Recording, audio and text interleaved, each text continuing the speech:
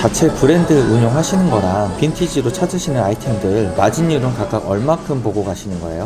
자체 제작 브랜드 같은 경우는 초기 생산 비용이 굉장히 많이 들어가요. 초기 생산 비용이 많이 들어가기 때문에 부담이 많이 되는데, 빈티지 같은 경우는 이제 소량의 자본으로도 시작할 수 있어요. 예를 들면 뭐 10만 원, 20만 원, 뭐 많게는 100만 원. 그래서 내가 좋아하는 제품들을 구매를 해서 판매를 하면 될 것 같고요. 그리고 저 같은 경우는 이제 빈티지 같은 경우는 사실 제가 예전에 수집해 놓은 제품들을 판매를 하는데, 예전에 수집해 놓은 제품들이 지금 몇 배나 가격이 오른 경우들이 많더라고요. 그래서 마진율이 굉장히 높은 것도 있고 거의 뭐 안 남는 경우도 있기도 하고, 근데 이제 그때마다 다르긴 합니다. 그래도 한 50% 이상은 남기려고 하고는 있는데, 네, 그렇게 하고 있습니다. 지금 회사를 다니시기 전에 윤영건이라는 사람은 어떤 옷을 입고 어떤 꿈을 꾸던 분이셨나요? 아까 말씀드렸다시피 저는 펑크 음악을 좋아했고, 흔히 말하면 서브컬처를 굉장히 좋아했어서 스트릿 브랜드라고 하죠. 그런 것을 입고 뭐 사업도 그쪽으로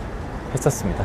리틀보이 분은 빈티지 의류를 하고 계시는 거잖아요. 빈티지 아이템에 빠지게 된 이유는 어떤 게 있으세요? 빈티지 아이템은 사실 제가 고등학교 때 빠졌어요. 고등학교 때 이제 사춘기 때 한참 멋부릴 나이잖아요. 그 당시에 우리 90년대는 소위 메이커가 유행이었잖아요. 브랜드들 너무 비쌌어요. 저한테는 가정 형편이 그렇게 좋지 않아서 어떻게 저렴하게 멋을 낼 수 있는 방법이 없을까 하다가, 그때 생겼던 게 2대에 빈티지 거리가 있었고, 그때 빠지기 시작해서 특이한 거 찾다 보니까 빈티지 의류에 많이 빠지게 됐죠. 보이는 곳마다 들어가서 이렇게 뒤져보다가 또 귀한 거 아니면 독특한 것, 재밌는 것들을 발견하면 너무 행복하고 그렇게 사서 입는 편입니다. 보통 그러면 그런 빈티지 아이템은 네. 어디 가서 찾아내세요? 막 뭐 요즘 젊은 친구들은 뭐 동묘를 간다든지 뭐 아니면 뭐 인터넷 검색해서 많이 다닌다고 하시는데, 저 같은 경우는 집 근처 시장부터 해서 뭐 약속 장소를 간다든지 아니면 주말에 이렇게 돌아다니면서 보이는 곳, 특히 홍대나 이런 데도 보이는 빈티지 샵은 다 들어가는 편이에요. 그런 헌 옷에서 가치를 찾아내는 매력이 무엇인가요? 헌옷이라니요. 헌옷이 어딨어요. 나름대로 다 히스토리와 역사가 있는 건데, 일단 독특한 것들은 옛날 옷에 많더라고요. 독특한 프린트, 그리고 오래된 빈티지함에서 나오는 낡은 것에 대한 아름다움. 굉장히 혐오하시는 분들도 많고 싫어하시는 분들도 많은데, 저는 그런 옛날 프린트나 또 옛날 디테일들, 그런 거 발견할 때 너무 행복해요. 유튜브도 하시고 SNS로도 되게 활발하게 활동하시는데, 인플루언서로서 대중의 평가를 받는 일이 때로 이렇게 버겁지 않으세요? 다행히도 그렇게 뭐 심한 악플이 달린 적은 없고, 그리고 그렇게 제 계정이 막 폭발적으로 뭐 난리가 나는 계정은 아니라서 그렇게 부담스럽진 않은데, 사실 제가 제 사진을 올리는 게 사실 부끄러워요. 솔직히 말해서 제가 뭐 대단한 모델도 아니고 한데 막 멋있게 막 이렇게 촬영하고 막 이렇게 하는 게 사실 부끄러울 때가 많아서 업로드를 딱 하고 뭐 도망가는 경우도 많고 숨는 경우도 많고, 다행히 좋은 댓글들이 많고 패션 커뮤니티나 이런 데서도 굉장히 조회수도 많이 나오고 뭐 그런 편입니다. 근데 악플이든 아니면 오히려 또 무플이 되게 신경 쓰일 수 있잖아요. 그런 거에는 어떻게 대처하시는 편이세요? 이불 속으로 숨는 편이죠. 신경 안 쓰려고 노력을 하고 있고, 그리고 대중들의 반응이나 이런 거 신경 안 쓰고 그냥 내가 내 모습을 봤을 때, 그리고 내가 내 옷을 입었을 때 내가 만족스러우면 그걸 됐다 생각하고 있고, 너무 좀 별로다 싶으면 나중에 지우기도 합니다. 그럼 부장님께서 안경과 의류를 선택해야 된다고 하면 둘 중 어떤 걸 선택하고 싶으세요? 안경도 시력 보호의 차원을 넘어서서 패션 아이템으로 자리를 잡았잖아요. 그래서 따로 떨어져 있다고 생각을 하지 않아요. 그래서 옷과 안경, 패션, 둘 다 패션이라고 생각을 하고 있고, 둘 다 너무나 사랑하는 일이고, 또 우리 대표님이 보고 계시니까 둘 다 좋습니다. 이렇게 저녁 이제 식사하러 오셔가지고 개인 업무 보시는 거예요? 브랜드 협찬을 받은 게 있어가지고 이거 어떻게 촬영하면 좋을지 좀 모니터하고 벤치마킹하고 있습니다. 그리고 오늘 제 사이트 개선할 점도 찾아보고 있고, 이제 빈티지 샵이고요. 물건은 많이 없어요, 사실. 그리고 여러분도 궁금해하셨던 판매되는 것들 많이 판매됐죠? 판매 완료. 네, 엄청 많습니다. 네.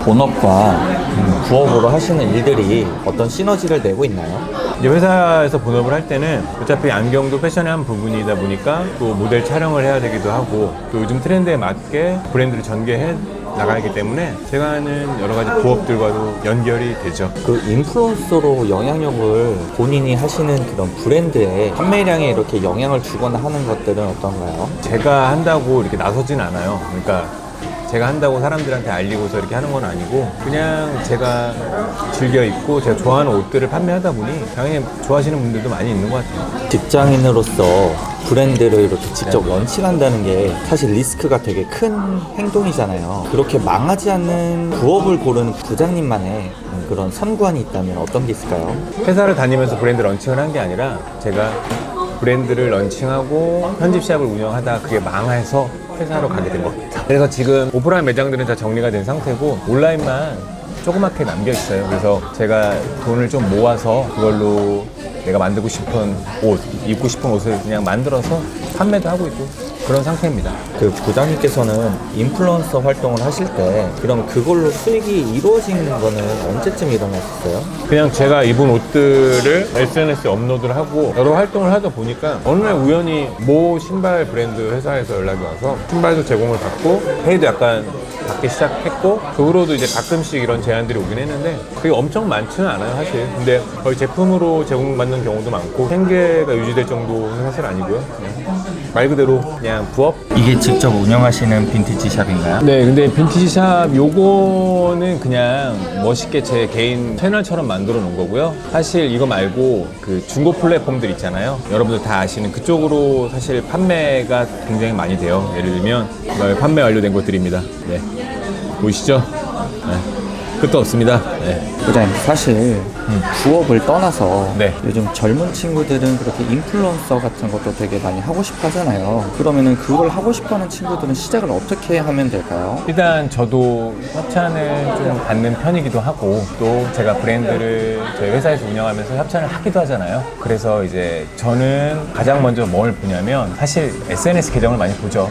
인스타그램이라든지 유튜브라든지 이런 패션 커뮤니티 같은 데를 많이 찾아보게 됩니다. 그러니까 여러분들도 일단은 패션 커뮤니티 네이버에 검색하시면 뭐 여러분들 다 아시는 커뮤니티 몇 군데가 나올 거예요. 그쪽 커뮤니티에 내가 입은 패션 스타일을 좀 업로드 해보시고 그래서 많은 사람들한테 피드백도 좀 받아보고 그 다음에 내 스타일을 찾은 다음에 좋은 피드백이 온다 하면 이제 SNS에 그걸 올릴 때 한 군데만 올리지 마시고 인스타그램이라든지 또 뭐 틱톡이라든지 뭐 유튜브 쇼츠라든지 여러 군데를 올려서 계속 사람들과 뭐 접촉점을 만들어내고 또 다른 인플루언서들과 소통도 하고 그러면서 팔로워도 늘리고 또 많은 브랜드들한테 본인을 노출할 수 있도록 하는 게 최우선인 것 같습니다. 그럼 저희 같은 브랜드사에서 그런 친구들을 찾고 근데 가장 중요한 건 여러 스타일을 막 하는 것보다는 가장 빠른 게 한 가지 스타일을 꾸준하게 고수해서 계속 꾸준하게 업로드하는 게 중요하다고 저는 생각합니다.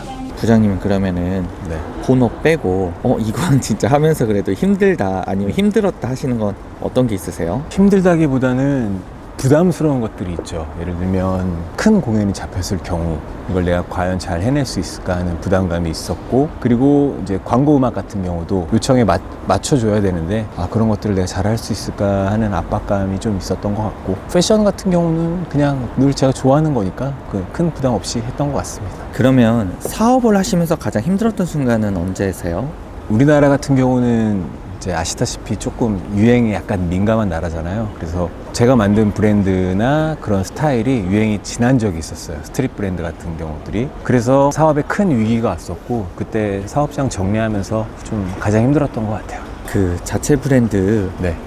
자랑 좀 한번 해주신다면은 제가 지금 올려놓은 옷들은 정말 제가 입고 싶었던 옷들, 공연하면서 입고 싶었던 옷들, 그리고 소수의 매니아들을 위한 옷들이다 보니까 타지 않고 또 나중에 꺼내 입어도 되고 언제나 멋스러운 옷이라고 저는 생각을 합니다. 뭐 트렌드에 치우치지 않는 그런 옷들, 그리고 제가 판매하는 빈티지 제품들도 정말 재밌고 구하기 힘든 제품들만 엄선해서 판매하려고 하고 있습니다. 그러면 사업을 하시면서 가장 보람 있었던 적은 언제가 있으세요? 가장 보람이 있었던 적은 제가 좋아하는 뮤지션들이나 아티스트가 저희 옷을 좋아해 주시고 또 촬영 같은 경우는 모델을 저희가 같이 촬영을 한 게 아니라 저희 주변에 있는 친구들과 같이 촬영을 했어요. 멋있는 친구들이 제 주변에 많거든요.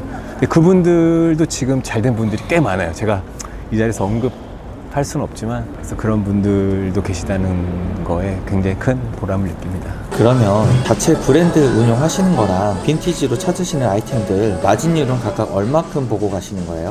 자체 제작 브랜드 같은 경우는 초기 그 생산 비용이 굉장히 많이 들어가요. 초기 생산 비용이 많이 들어가기 때문에 부담이 많이 되는데, 빈티지 같은 경우는 이제 소량의 자본으로도 시작할 수 있어요. 예를 들면 뭐 10만 원, 20만 원, 또 뭐 많게는 100만 원. 그래서 내가 좋아하는 제품들을 구매를 해서 판매를 하면 될 것 같고요. 그리고 저 같은 경우는 이제 빈티지 같은 경우는 사실 제가 예전에 수집해 놓은 제품들을 판매를 하는데, 예전에 수집해 놓은 제품들이 지금 몇 배나 가격이 오른 경우들이 많더라고요. 그래서 마진율이 굉장히 높은 것도 있고 거의 뭐 안 남는 경우도 있기도 하고, 근데 이제 그때그때마다 다르긴 합니다. 그래도 한 50% 이상은 남기려고 하고는 있는데 그렇게 하고 있습니다.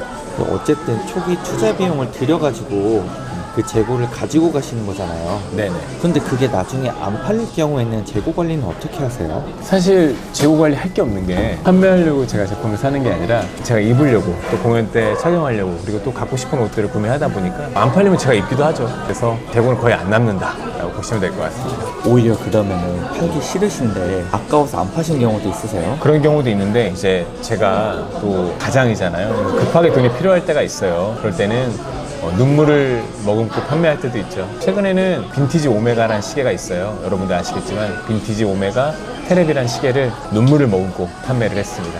빈티지 아이템을 팔면서 수익을 많이 남길 수 있는 비법은 뭐가 있어요? 일단 판매하려고 사지 않고 진짜 제가 갖고 싶거나 정말로 희귀한 것들, 재밌는 것들을 오랫동안 수집을 해오다 보면 어느 순간 가격이 올라가 있고, 저는 이런 사업을 오래 했잖아요. 제일 잘하는 게 하나 있어요. 뭐냐면 물건을 깎는 기술. 그 노하우는 제가 직접 알려드릴 수는 없지만, 일단 물건을 굉장히 싼 값에 잘 구매를 해서 또 알려놓고 있다가 시세를 검색하다 보면 굉장히 비싼 제품들이 많더라고요. 저는 조금 깎아서 팔긴 하는데, 또 내가 이제 물건을 선별을 잘 하고 또 초이스라고 하죠. 초이스를 잘 해서 판매를 하다 보니까 좀 수익이 그나마 마진율이 높은 것 같아요. 그러면 아이템 찾으실 때 이런 거는 정말 유명한 거다, 아 이거는 먹히겠다라는 아이템을 생각하고 발굴하시는 건지, 아니면 일단은 그렇게 시장조사처럼 나가셨다가 발견하게 되시는 건지. 일단 제가 이런 일을 해온 지, 그리고 또 이런 걸 좋아한 지 거의 20 몇 년이 흘렀잖아요. 그래서